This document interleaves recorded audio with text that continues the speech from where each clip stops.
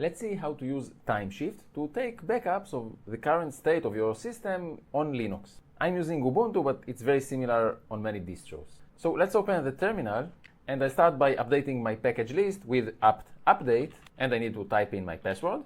And now that my package list is up to date, I'll go ahead to install Timeshift. So sudo apt install Timeshift. Let's run this command.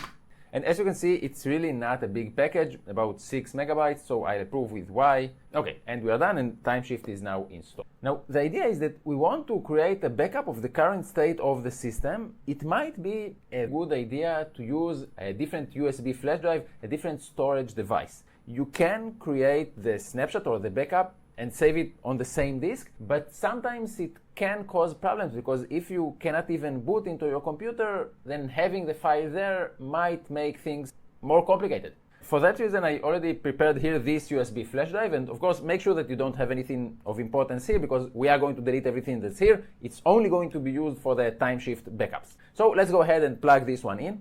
Okay, and it was detected. Let's close this dialog.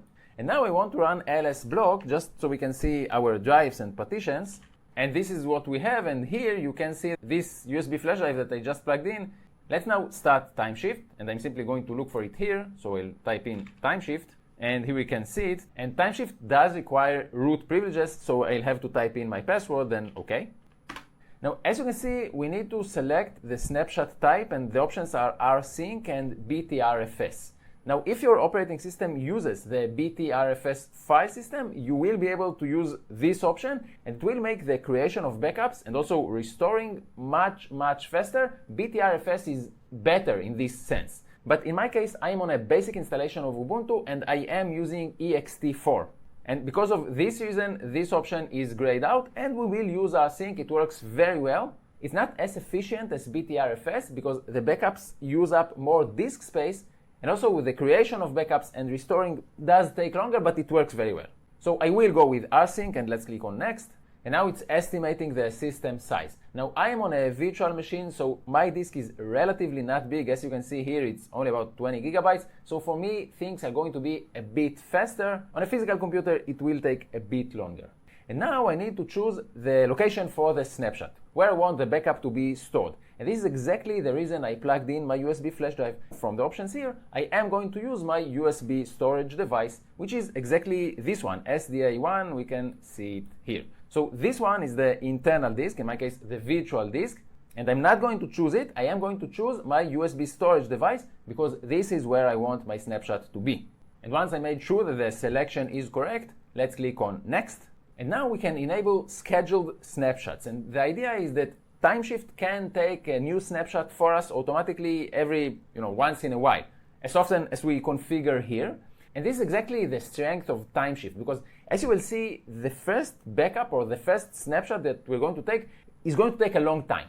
And this is because it basically has to back up everything that's on your computer.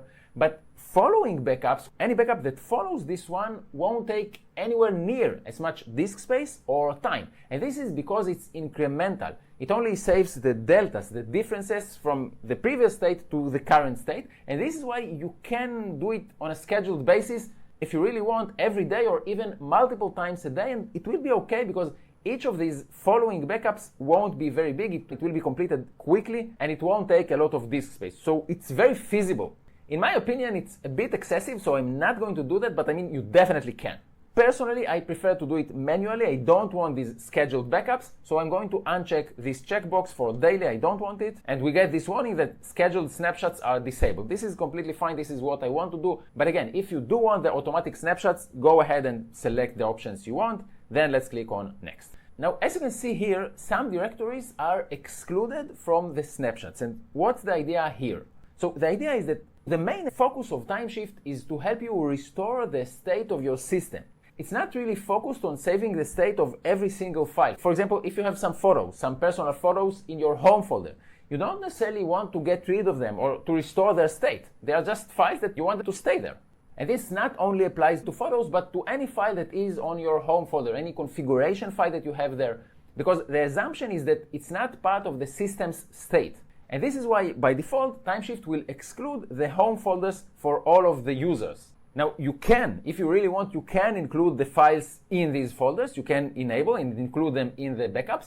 But for most people, for most use cases, this default behavior is what you want. You want to restore your system, but not necessarily the files in your home folder. So this is what I'm going to go with, and let's click on next.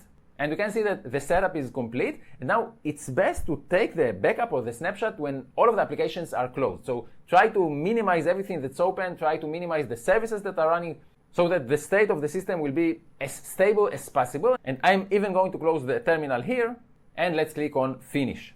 And now we are ready to create our first snapshot. And to do that, I'm simply going to click here on create.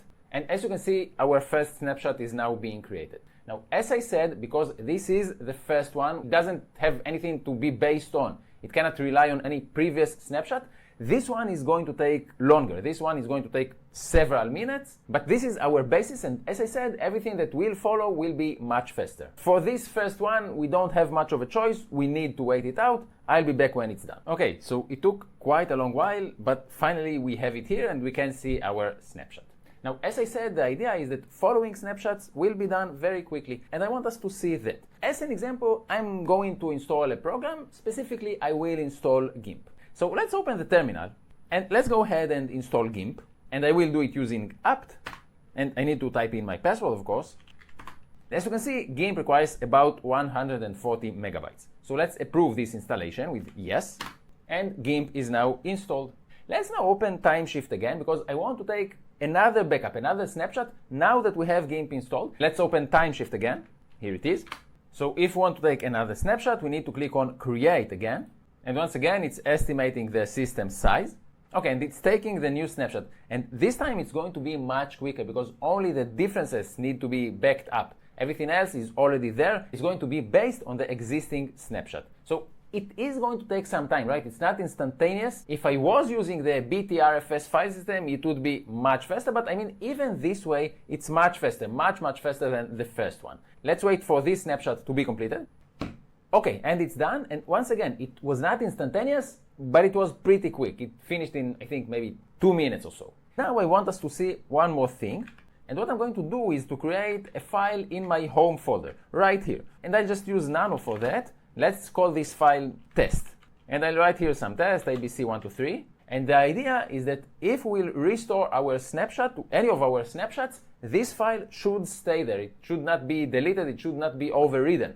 And this is because we excluded the home folder from our snapshots. Now, let's say that I want to get rid of the GIMP installation. I want to restore the state that I had in my first snapshot before we installed GIMP. So how do we do that? So one way is to simply click on the snapshot that you want to restore. In my case, it's this one, and click on restore. And usually it works. But if you want to really do it reliably, in a way that pretty much guarantees that you won't run into any unexpected problems, it's usually better to do it using a live session. Now, when I say live session, I mean any Linux disk that is usually used for installing Linux. Now, I'm pretty sure that you know what I'm talking about, because if you are using Linux, chances are that you installed it and you use the live session for the installation of Linux. So this is exactly what I'm talking about. And if you don't quite remember how to create a USB flash drive for a Linux live session, there are a lot of tutorials out there. Even I made 1 or 2 tutorials about this specific subject. So I don't want to go into details about how to create this bootable USB flash drive for the live session. But what I do want to say is that I recommend using Mint. So let me quickly open my web browser and let's go to the Linux Mint website. Okay, and here it is. And this is what I recommend you to use to restore a Timeshift snapshot. So you can click here on download. And specifically, the Cinnamon edition is the one I recommend you to use. And this is because it has Timeshift pre-installed.